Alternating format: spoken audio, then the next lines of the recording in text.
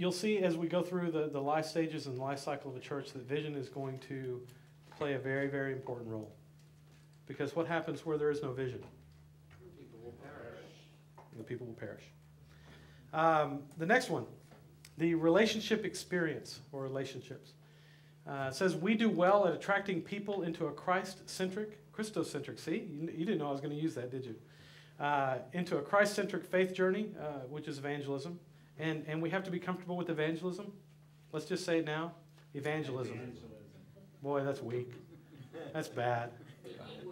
The E word, evangelism. We do well at attracting people into a Christ-centric faith journey and at helping people who are connected with our congregation to be on an intentional and maturing Christ-centered faith journey, which is discipleship development, and developing a willingness for people to get involved both within and beyond the congregation, which is lay mobilization. Quite often, this is going to be one of the more vital things early on in your church. Relationships, not only, primarily with God. It's that evangelism. How are we drawing people into a relationship with God, with Jesus? Those kinds of things, that evangelism piece that we have to be more comfortable with. How many of you are comfortable with evangelism? Well, you better be. I better see 100% of you raise your hands. Yes, I am comfortable with evangelism, because I'll tell you right off, if you're not comfortable with evangelism, you shouldn't be starting a church. Exactly. And I'm going to say that on camera, because and I'll take the hits for it. If you don't want to do evangelism, if you don't feel your heart breaking for people out there who are not connected to Jesus Christ, you need to really think about why you're doing a new church. Because if we're doing new churches just to gather in Presbyterians in a certain demographic area, you will fail. And you will make mad every other Presbyterian church in the area. Because that's the issue they have. A lot of our pastors are afraid to have churches started in their area, because why? We're going to lose members. Well, and I tend to tell them, look, if your new churches are starting in areas and they're stealing your members, then they're in trouble. Unless those members are commissioned as missionaries and have a good, healthy sense of what the church is and who Jesus is, and they're going to come, have a heart for the same people that you have a heart for, you don't want them. You don't want. I mean, I love the church I left, and as I looked back, I realized one of the biggest things we had to overcome early on was that we gathered a bunch of Presbyterians. I had elders in my church, in the first 6 weeks and in the first 3 months, and I thought it was so great. Look at this. Look at all these elders I've got. I got leadership, and I was like, 5 years later, I was like, oh God, why did you send them to me? Because I had so much to undo. They had so much to unlearn to be able to be, powerful for the kingdom. And so evangelism is key, and we can't back off of that. Discipleship development. Not only are we looking at developing a relationship with God, we're looking at deepening that relationship. What does it mean to grow and become mature, Christ-centered followers? And that is a relational thing. And finally, lay mobilization. How do you create relationships with people in the world? So you're looking at both kind of the vertical and the horizontal, and kind of growing deep there. So relationships become very important. The next one, programmatic emphasis. Our congregation has outstanding programs, ministries, and activities for which we are well known throughout our congregation and our community, or the target we serve.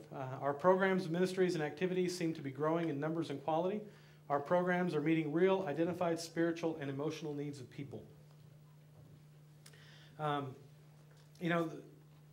There are every church eventually has programs.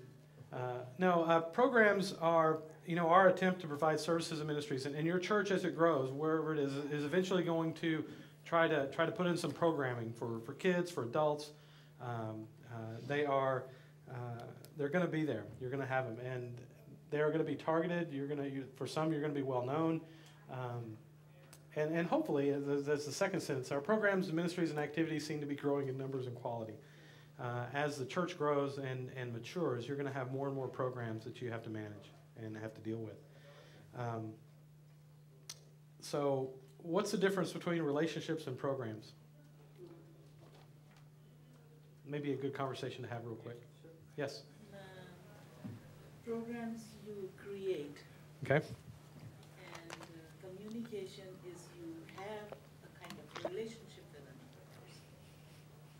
Okay, correct. Others? Very good. Programs should come out of relationships. Oh, okay. Programs come out of relationships. Which in church grows relationships. wow, so we have relationships and programs grow out of relationships. That seems a little backwards than what we normally do, doesn't it? Aren't you kind of taught that we'll start some programs to get some people in? Right? So it's like a chicken or egg thing. Which come first, the programs or the people? The people. Programs tend to be task oriented, whereas relationships are people oriented.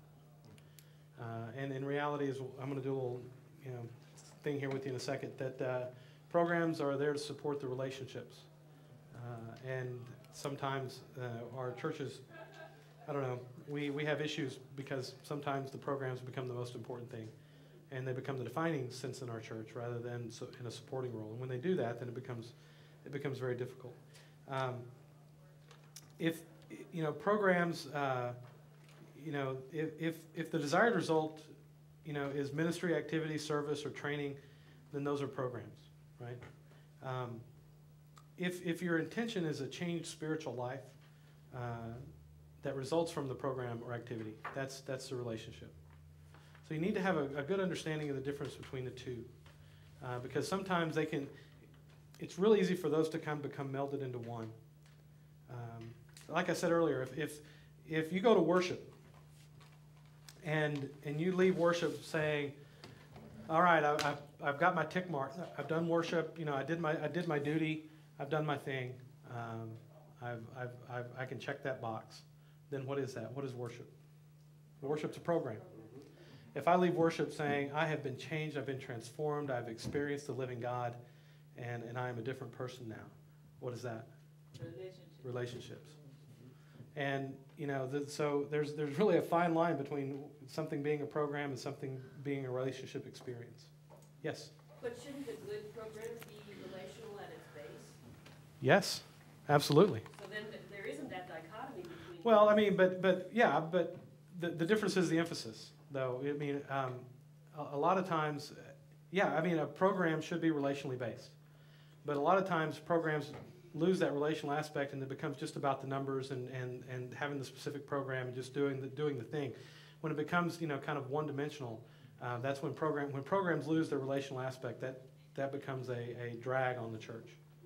Or when we become so involved with managing the programs and not in being involved in the programs. Exactly. Which brings us to our next one, accountable management.